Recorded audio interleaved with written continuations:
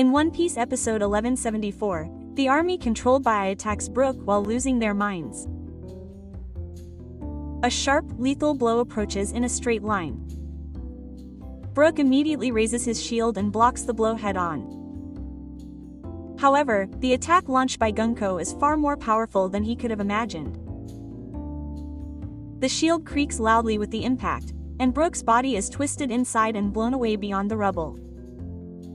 He is slammed into the ground, and pain runs through his entire body. Even so, Brook slowly stands up on trembling legs. Brook looks straight at the army, lowers his sword, and calmly opens his mouth. "You are without a doubt Princess Shi." Brook speaks in a trembling voice. "Why don't you remember me? I am your servant, Brook, and I am your bodyguard, sworn to protect you." The army shows no reaction. They simply stand there in silence, like puppets being manipulated.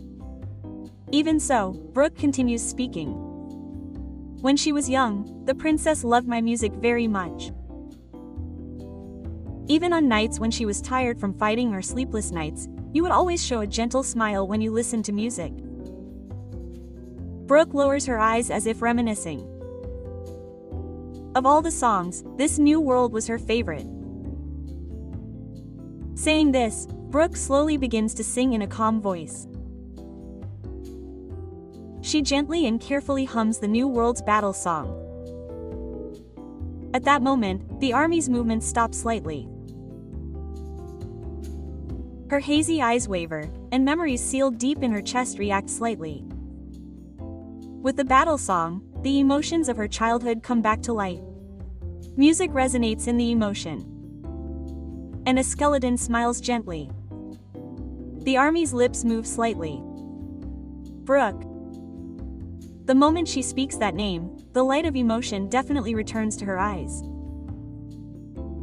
The army regains its senses, but is bewildered and slowly tries to walk towards Brook.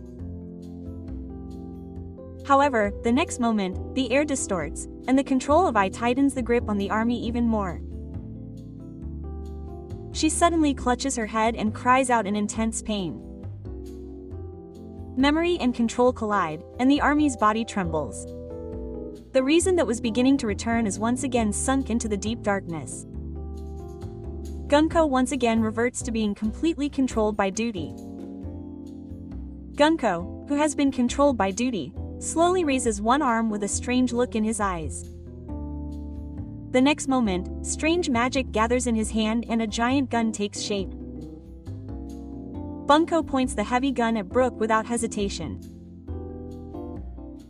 With a bang, bullets are fired like rain. Gunko continues to pull the trigger one after another without any hesitation. Eek! Brook lets out a cry of surprise and desperately runs around the spot. Each bullet that gouges the ground is sure to hit her. Brook's expression changes and she starts running reflexively. Eek, this is no way to fall. Bullets hit her from behind and the blast shakes her bones. If she is even a step late, she will be hit directly. Brook desperately changes direction and flies, rolling as she blocks the barrage of bullets. As she runs, Brook realizes. At this rate, Gunko's attacks will not stop. I must stop her at all costs. Brook stopped without causing any harm and calmly readied his violin. Excuse me. The next moment he let his bow run, a gentle and calm stance that lulled him to sleep. The sleeping color of the sleep song Fran violin spread across the battlefield. It was Brook's technique that lulled all of Kikun into a deep sleep. Gungo's movements stopped for a moment. His shoulders shook slightly and his gun sags. But it was short-lived. Gungo quickly regained his balance and aimed his gun sags again. There was no sign of anyone falling asleep. Surprisingly, the sleep song had no effect. Brook opened his eyes wide. It was the moment he realized that Ai's rule was rejecting even sleep. Brook gritted his teeth. there was no more time to hesitate. Now that it had come to this, there was only one choice. With that, Brooke slowly drew his sword from his back. It was a sword that held a soul. The spirit of light warfare clung to his devotion.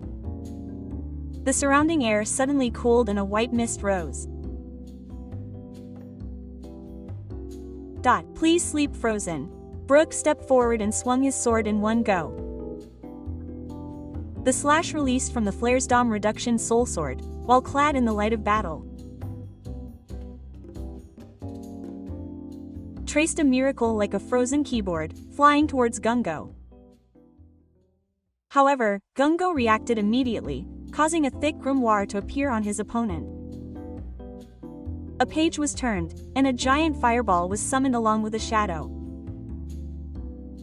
The burning mass of flames rushed straight towards the ice slash.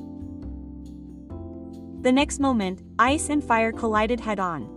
HMPH. A tremendous explosion occurred, and a shockwave engulfed the battlefield. The light and flames mixed together, and the field of vision was covered by Hakuin. The two powers cancelled each other out, disappearing without leaving any back. While Soin covered the battlefield, Brooke did not miss the opportunity. Silencing his footsteps, he ran through the smoke and quickly circled behind Gungo. Brooke swung the soul sword and attacked from behind. However, Gungo reacted immediately. The two weapons clash violently as he turns around to block the sword. The impact runs through them, and flames fly. Brooke steps forward and grabs Gunko's arm, trying to restrain his strength so as not to hurt her and immobilize her. At that moment, Brooke's expression freezes. This is clearly conveyed through the touch. It feels like Gunko's soul is being forcibly dragged by someone. It's as if someone invisible is grasping her soul and forcibly controlling it. The next moment, Gunko roars lowly and unleashes a fierce counterattack. The powerful blow sends Brooke flying. Brooke's body is thrown back with a shockwave and slammed onto the rubble. Brooke stands up, wounded again. There is no more hesitation in his expression. I see. So that's what it was. There is no more hesitation in his voice. You are being controlled. Someone is controlling your soul. Brooke stares at Gunko, or rather, at the being lurking deep within. Who is it that is controlling her? But there is no answer. Gungo's eyes narrow eerily. Brooke calmly catches his breath and re-gripping his sword. It doesn't matter if there is no answer. I will definitely free her. The next moment, Brooke stamps his feet on the ground and shouts as if shaking his soul. Kamasi's scream. A thunderous wave of souls is released, and the gigantic shadow of the Soul King appears behind Brooke. The moment that being appears, the presence of countless souls emerges in the surrounding space. The souls that should be invisible are clearly visible to Brooke. And Gungo's souls too. Brooke finds something strange entangled behind Gungo. It is a thread of countless souls, twisted and black. The end of the thread is connected far to his duty. Brooke understands. If this thread is the chain of souls that inherits I and the army, then I have decided what to cut. Brooke took a step forward and swung his teeth at the thread with all his will towards the soul sword. Now, in the next instant, the soul sword swung down, depicting a spiritual miracle. One by one, the invisible threads were severed. With each one severed, the cold color of control disappeared from Gungo's expression. And then the last one stood. Light returned to Gungo's eyes once more. The signs of being controlled had completely disappeared. The moment she was freed, the strength left Gungo's body and she collapsed on the spot. Repair Princess Brooke immediately ran over and caught her in both arms as she collapsed.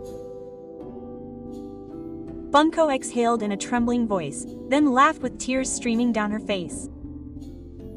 "Thank you." The joy of being freed in the end overflowed as tears. Brooke gently supported her and spoke kindly. "It's okay now. You are free." And with a gentle smile, he said, "Welcome back, Princess."